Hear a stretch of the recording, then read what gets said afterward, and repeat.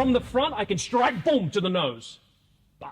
If the threat is to my side, I can strike, boom, with the same strike to the jaw, or the nose, the face.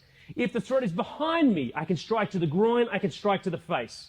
So this hammer fist strike, and the reason we call it a hammer fist, is because it has the same characteristics as a hammer. This is the head, this is the handle. But it can be delivered in different directions, different angles. Okay, so it's a very versatile punch.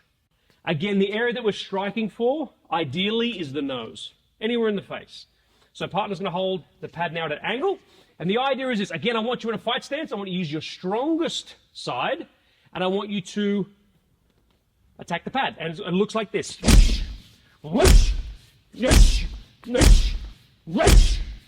So how am I generating the power with this strike? Remember I said feet. Everything comes back to the way we move. I could strike just with the upper body. But by incorporating the feet, getting the feet moving, it does what? Engages the hips, all the way up to the shoulders, boom, into the punch. So the power is coming from the same side as the striking hand. So if you look at my feet, I'm going to pivot as I strike. Again, this engages the hip, and this makes my strike a lot stronger. The area that I'm striking with is under the pinky to the meaty part, anywhere down the forearm. For me, if he goes a little bit closer, maybe I'm striking more with the forearm. A little further away, boom, I get under the pinky.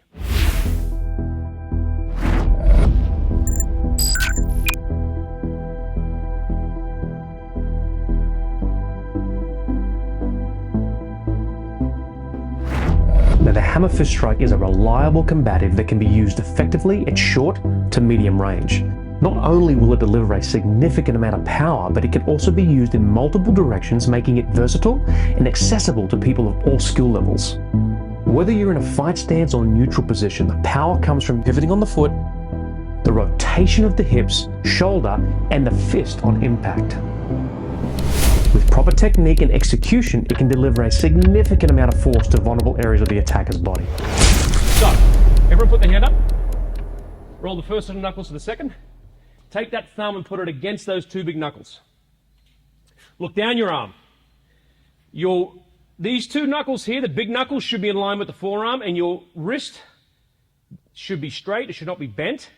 You should not be turning. It should be straight. So you look down your arm, and those two knuckles should be in line with that forearm. Take your left hand and just attack lightly. Feel what it's like. That's the area you're striking with. You can also strike towards the forearm. Okay? Switch. Keep that, maintain that fist. Pad holders, look what you're doing. You're holding the pad out in front at an angle. Okay, I'm in a fight stance. Same position I was when I was kicking.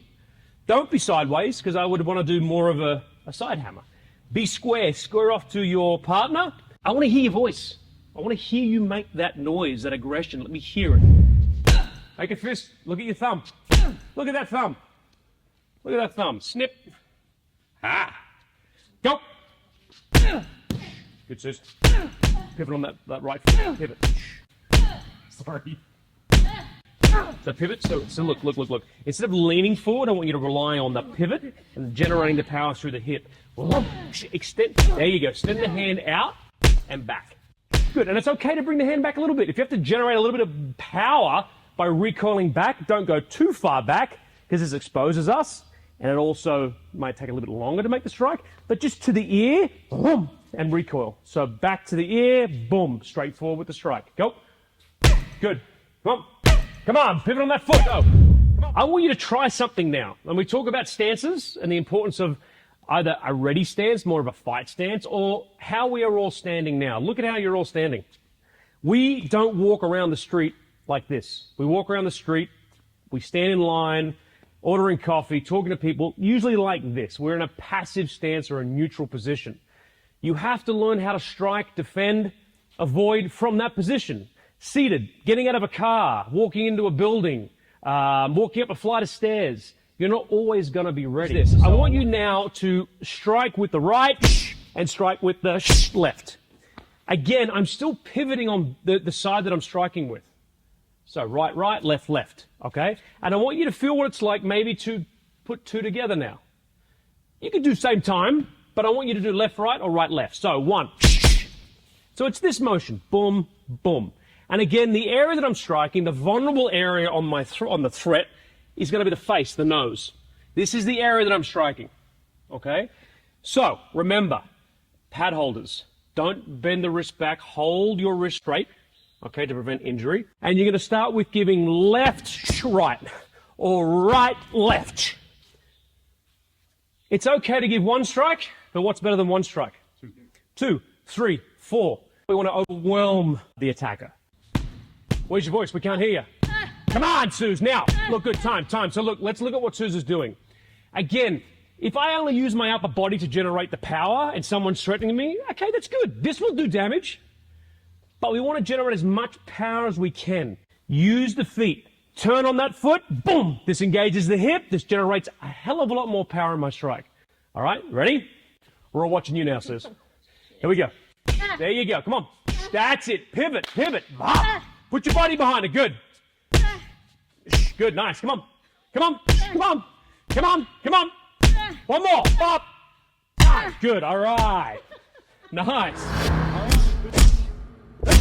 Now we're going to look at delivering this strike to the side. See, in a fight, you may have seconds, less than that, okay, to make a decision. Especially when there's stress involved, that decision making becomes a lot more difficult. So if someone is threatening me to the side, I might not have the time to turn around and give a kick. That takes time. You see, he's not going to sit there and wait for the strike. He's going to move, he's going to attack, he's going to adjust in the fight. So I have to give strikes, deliver strikes that are effective and quick. So the threat is here, bah, it's right there. It's the same strike, but on a different angle. Okay? Again, if Mick's behind me, I'm here. I can just deliver the strike. I don't have to turn, waste time. I just deliver the strike from whatever position I'm in. I'm pivoting now on the foot, but I'm pivoting on the opposite foot to the striking hand, because this is going to give me better power. It's going to be more power in the hips. And it's going to feel a lot more comfortable generating the power from the outside leg than the inside leg. My elbows are in. I look at where the threat is first. Get serious. Get aggressive. Good. Good. Come on.